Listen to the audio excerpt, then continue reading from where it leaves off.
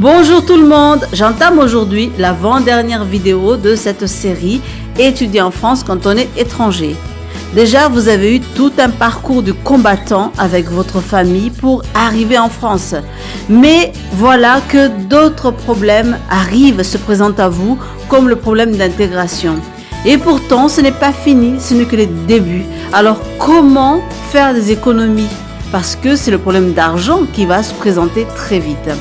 Tout d'abord, au niveau de la maladie. Je vous invite à vous inscrire auprès de la sécurité sociale. Pourquoi? Parce qu'ils ont mis en place un dispositif exprès pour les étudiants étrangers. Et ce dispositif est gratuit. Il faut juste faire son inscription le plus tôt possible en fournissant certains documents comme la carte d'identité, votre RIB, votre inscription à l'université. Ainsi, vous serez assuré au minimum en cas de maladie et cela pour 0 €. Pour les livres dont vous aurez besoin pour vos études, là, n'hésitez pas à aller à la médiathèque. Pareil, c'est gratuit. Cela vous permettra donc d'économiser, mais aussi d'être en contact avec d'autres étudiants, donc de faire de nouvelles connaissances. Il y a aussi des librairies proches des universités.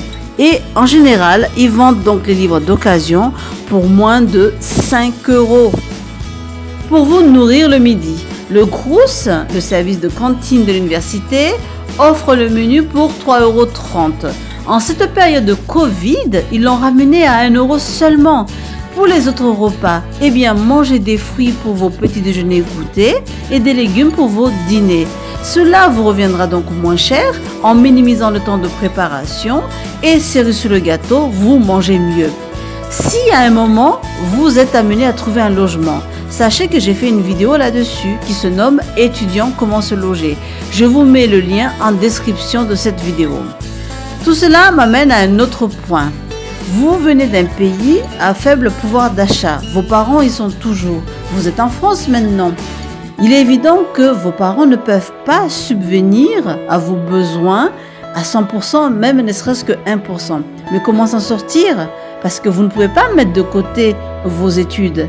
En effet, vous avez un visa étudiant. La réglementation là-dessus est très stricte. Ce visa, n'est renouvelable qu'à condition que vous réussissiez vos études. Alors comment faire? Vous devez donc trouver un contrat de travail étudiant en adéquation avec votre visa étudiant.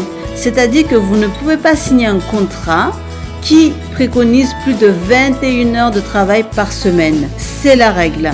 Et là, vous n'avez pas beaucoup de choix non plus puisque vous ne pouvez pas rater vos cours. Il faut impérativement aller à l'école. Là, je le regrette, c'est le jeu. Et là, qu'est-ce qui se passe? 80% des étudiants étrangers deviennent des agents d'entretien, c'est-à-dire qu'ils font le ménage dans les bureaux, dans les usines. Pourquoi? C'est assez pratique, parce que les horaires d'intervention se font toujours soit très tôt le matin, donc avant les cours, soit très tard le soir, donc après les cours. Je l'avoue, c'est assez fatigant, c'est épuisant. Heureusement, il y a d'autres entreprises qui ont mis en place donc des contrats de travail pour les étudiants avec des plannings modulables.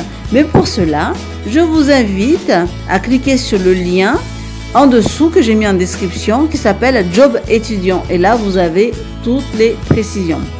En parlant donc de vidéos, la dernière sur cette série Étudier en France quand on est étranger sera entièrement consacrée à l'alimentation.